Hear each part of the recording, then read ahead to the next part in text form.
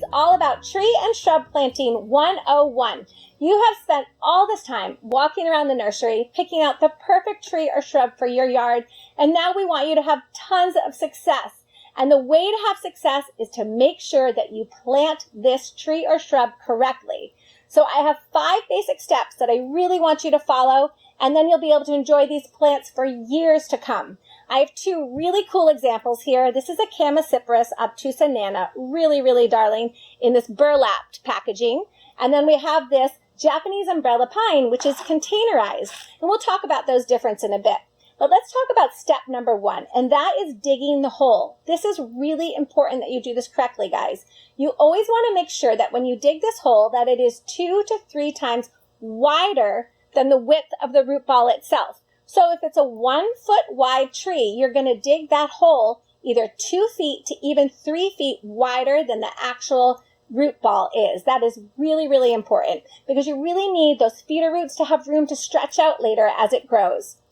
Also, when you're digging that hole, make sure that you don't dig it deeper than it already is in the container or in the burlap wrapping. That's really important because one thing that can happen is people tend to plant their trees a little too deep, and that actually in the long run can really hurt the plant, even cause its demise. So when you plant, make sure that you plant it at the level that it is in the container, maybe even a little scooch higher above ground level, because there's always a little bit of settling.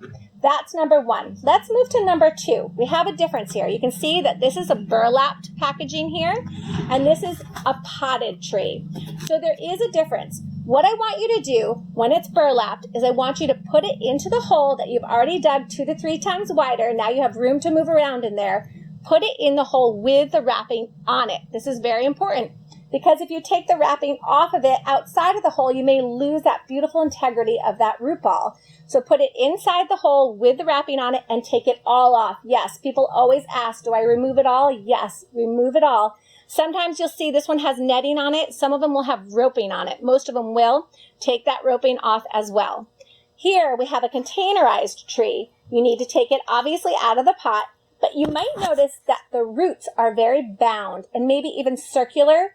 So I want you to do something that's called scoring. I want you to score up or tease those roots. Loosen them up a bit. If you can't do it with your finger, then you can use like a 3-prong garden rake. That's okay. And really tease those roots out so you don't get circular girdling roots later on. This is very important. So we've done number 1, we've done number 2. Now number 3 is amending the soil. Sometimes the soil that you have may be a little too sandy or a little too compact for that plant. So you want to use a really good amendment. This one we happen to use is our premium planting mix. And this is great because it's a perfect mix of compost and peat moss. It really will help loosen up that soil, hold the moisture, and release the moisture as needed. So this is really good, but don't completely replace your soil with it. Just mix it, incorporate it in, because we don't want your soil to be foreign to the plant as the roots reach out past the hole. Now let's move on to number 4, which is fertilization. So important. I can't stress this enough. You want to use a root stimulant when you initially plant your trees and shrubs.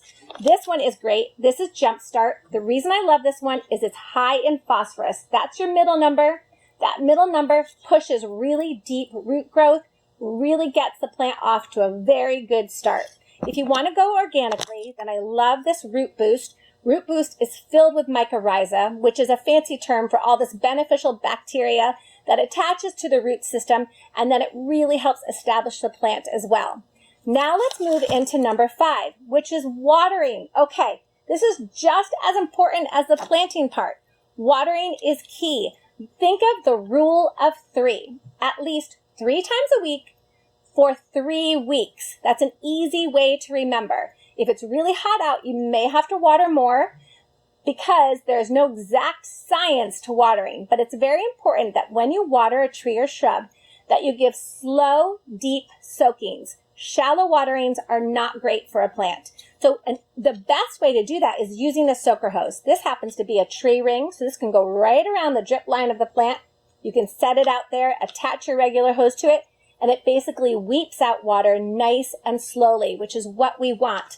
Also, if you can't water, some people say, well, I'm planting this in a spot that I can't get a hose out there or anything.